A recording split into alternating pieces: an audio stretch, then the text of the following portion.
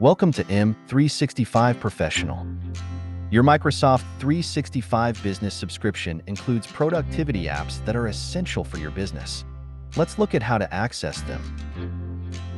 For online apps, open a browser and go to Microsoft365.com. Select Sign In. Enter your work or school credentials, if prompted, and open the app launcher. Many of the most popular apps can be opened with one click. To access even more apps, select Explore all your apps. Popular apps are displayed at the top. To view additional Microsoft apps, select an app category or all apps.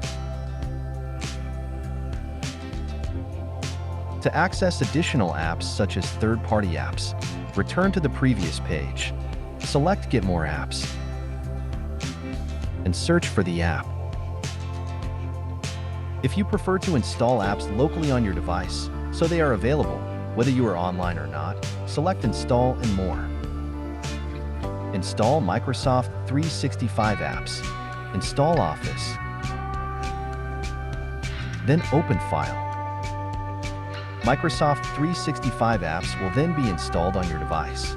Once complete, select Close. To access your newly installed apps, open the Start menu and choose the app you want to open, or search for it if it isn't displayed.